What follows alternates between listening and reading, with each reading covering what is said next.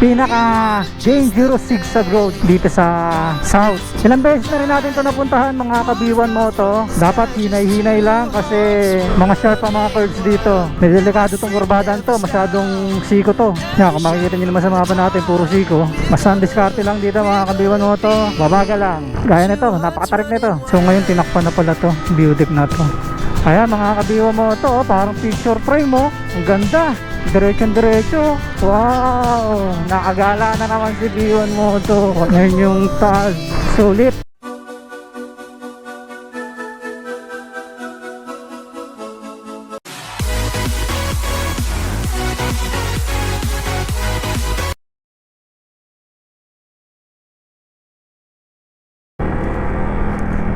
Good afternoon everyone, welcome to B1 Moto. For today's vlog is pupunta tayo ngayong araw sa isa sa pinaka dangerous zigzag road dito sa south na matatagpuan yan sa boundary ng Tagaytay and Batangas. Ibabiyahe tayo ng 31 kilometers simula rito sa Dasmariñas papuntang Tagaytay, and yung 31 kilometers na yun is papunta lang yun dun sa mismong bungad, dun sa mismong unahan, and then mag-additional tayo ng mga 13 to 15 kilometers para madaanan natin yung buong zigzag road na yon. Ilang beses na rin natin ito napuntahan mga kabiwan mo to, ilang beses na natin nadaanan, and talagang napakadelikado ng lugar na to. Bali meron kasi tayong pupuntahan sa Tanawang, Batangas ngayon, so doon tayo dadaan sa zigzag road, doon sa may Sungay Road na tawag nila Talisay Road. Kaya dadaanan na rin natin and gagawa natin ng vlog. Ilang beses ko na rin dinaanan to at ilang beses ko na rin blinag doon sa isang channel ko itong Sungay Road na to, pero every time na dadaan tayo rito talagang nache-challenge tayo kasi nga dahil napaka-challenging naman talaga nung daan, napakahirap. And mamaya ipapakita ko sa inyo ng buo kung ano yung itsura, ano ang makikita ninyo despite na napakahirap dumaan dito, despite na napakadelikado rito sa lugar na to dumaan. Napakarami pa rin na pinipili itong daan na to. Ayun, balikan ko kayo mga kabiwan mo to pag nandun na tayo sa mismong zigzag road. Kaya mga kabiwan mo to, nandito na tayo sa Talisay, papuntang Talisay. Bali, eto na po yung natawag nilang Ligaya Drive, o yung iba ang tawag is Sungay Road. Yan, tagal kong hindi nakabalik dito. Dito is banking mga kabiwan mo to, kaso dapat hinay-hinay lang kasi pababa tayo at napaka-delikado dito. Pababa, tapos mga sharp ang mga curves dito. Ayan. Kaya dapat dito mga kabiwan mo to, alalay lang kayo, gumamit kayo ng engine brake. Yan. So hindi tayo magmamabagal, hindi tayo magmamabilis, mabagal lang tayo. Yan, engine brake tayo mga kabiwan mo to.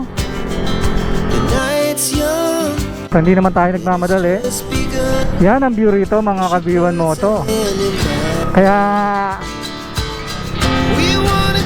eto, kurbada to, ayan o. Medyo delikado tong kurbadaan to, masyadong siko to. Ayan o, di ba? U. Ayan.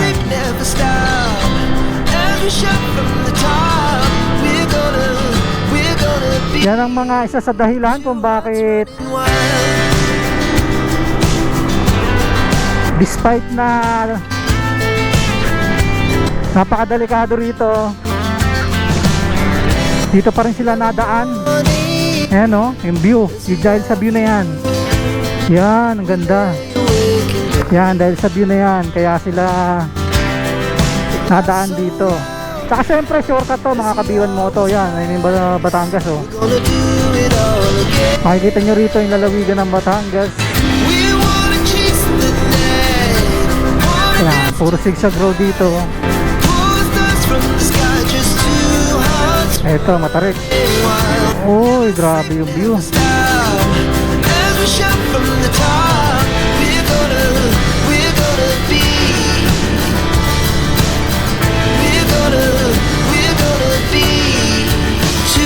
Ayan, ito, grabe to, sikon to.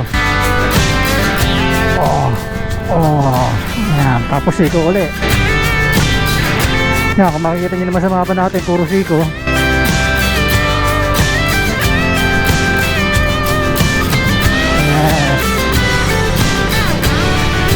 Mas diskarte lang dito mga kabiwan mo to. Babagal lang. Gaya nito, napakatarik nito. Preno, engine brake, yun lang. Pero lalo lang kayo sa preno nyo ha. Kasi baka mag-init preno nyo. Ayan no, tignan nyo yan no. Oh, grabe oh.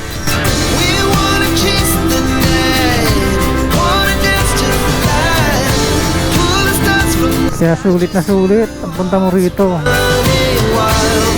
Ayan po. Ba, pinutol na yung mga puno rito. Dati maraming puno dyan eh. Ba't kaya?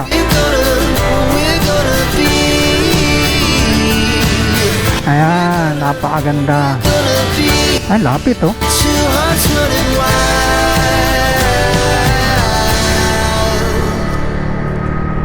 Bali, hindi ko napuputulin to mga kabiwan mo to para makita ninyo kung gaano siya kahaba at gaano siya kaganda yung bawat likuan, yung bawat spot. Kayo na lang bahala bumilang kung nakailang kurbada tayo.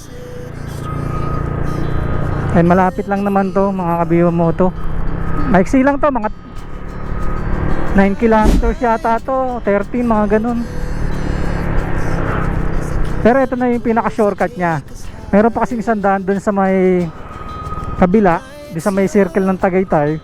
Talisay Road naman din yon. And doon medyo mas mas matagal.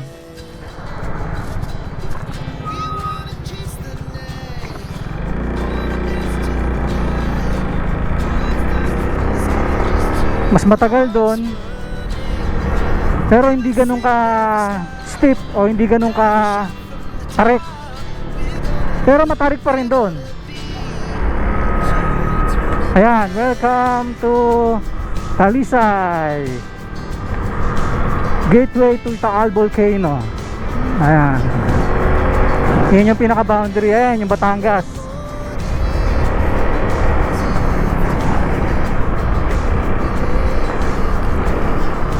Tapos dadaanan natin dito yung view deck nila.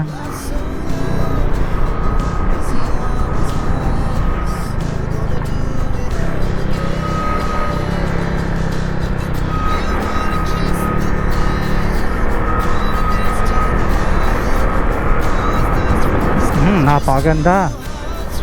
Pagsasalita na lang ako mga kabiwan mo to para hindi naman kayo mainit.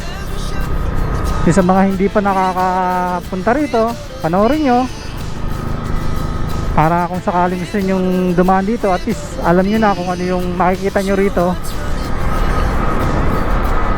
Pero mga kabiwan mo to, ilang beses na ako nakadaan dito, pero talagang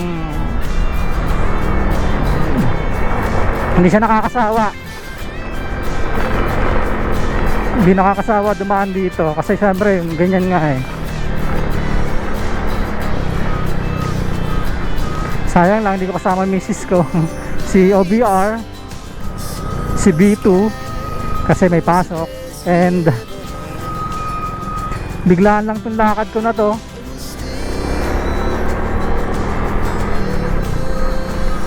Kaya ginawa natin, guli natin kasi napakatagal din natin hindi dumaan dito mga kabiwan mo to.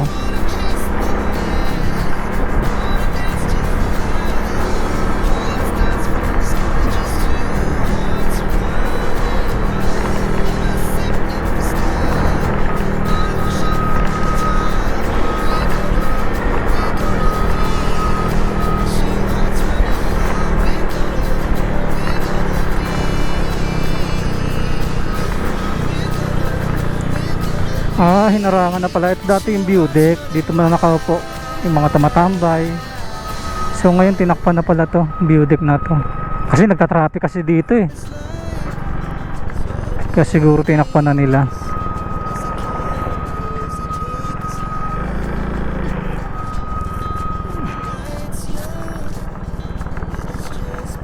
Kaya mga kabiwan mo to, kung nakikita nyo sa ano natin, sa camera natin, ay yung Ferris wheel nung Sky Ranch oh. Nandoon pala yun. Dito pa lang tumbok nun.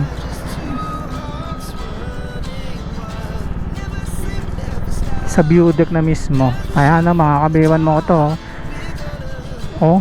Ayan, nakikita nyo yung buong bayan ng Batangas, probinsya ng Batangas dito. Ayan si kuya, ayan oh, nagbabagal siya kasi sobrang tarik talaga. Ayan, sobrang tarik dito.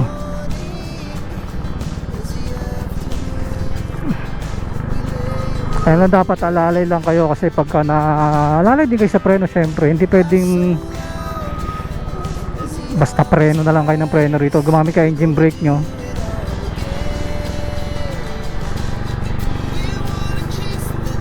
Yan. Ayan, sobrang bagal natin, naka-primera tayo kasi ayaw natin gumamit ng balik tayo segunda. Masyadong ano.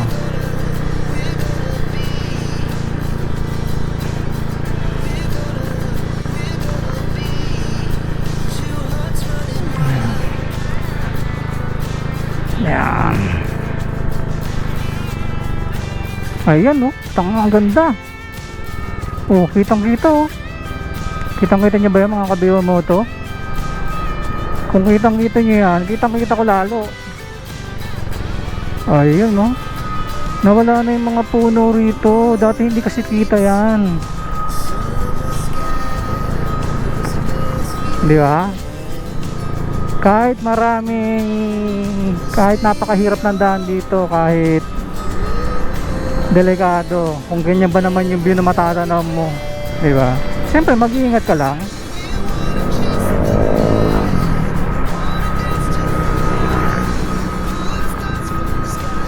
Nasa driver pa rin naman yan. Eh syempre dapat nakakondisyon yung motor nyo kung dadaan kayo rito. Syempre given na yun.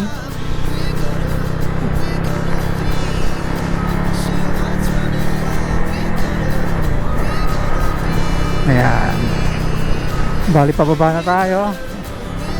Malapit na tayong bumaba. Kayo na lang ang bumilang ng mga kurbada, tsaka kayo na lang tumansya kung gaano kalayo, kung gaano katagal, kung ilang minuto. Hindi ko na naurasan, hindi ko na rin na kita kung saan akong kilometer nagsimula. Ito, masyadong steep to. And landslide prone din daw dito, syempre of course. Uy si kuya, bakit nasa gitna? Nangyari.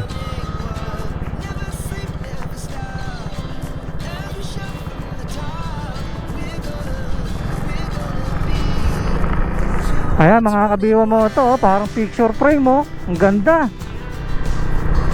Oh, napakaganda oh. Diretsong diretso. Wow. Wow. Wow mga kabiwan mo to. Grabe, napakaganda. Wow. Nakagala tayo na naman. Nakagala na naman si Biwan mo to. Ayan oh. Napakaganda. Ngayon yung taas.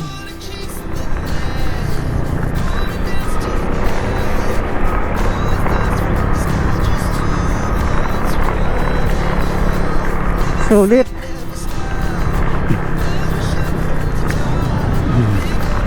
Kaya medyo mababa na tayo. Nabingi ako. Nabingi ako. Ayan, dyan tayo bababa.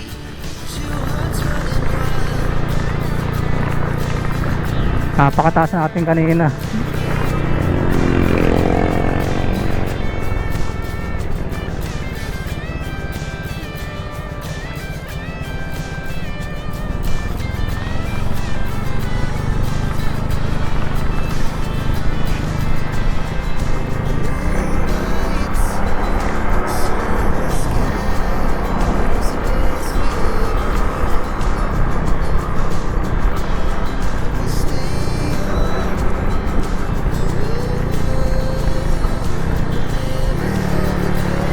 Slow down lang tayo, low gear tayo para may suporta ang preno natin.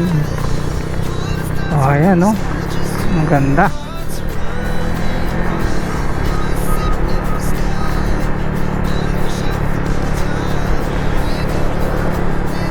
Yan, medyo natagalan tayo dito mga kabiwan moto kasi pababa, zigzag.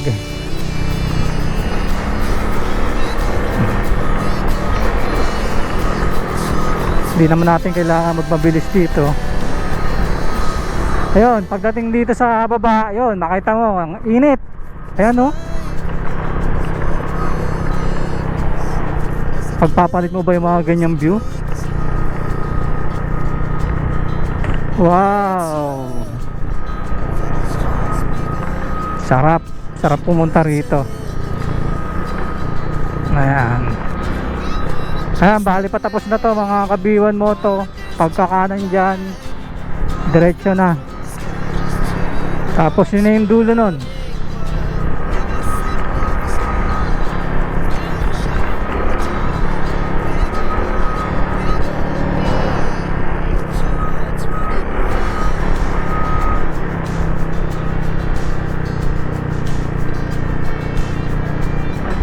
Ayan, dito lang katapusan niya mga yung daanan na yan. Hanggang dyan na lang po yan mga ka-B1 Moto. Ayan, so sana nagustuhan nyo ang video natin ngayong araw. Always remember, pray before you ride. Ride safe. God bless. B1 Moto out. Bye bye.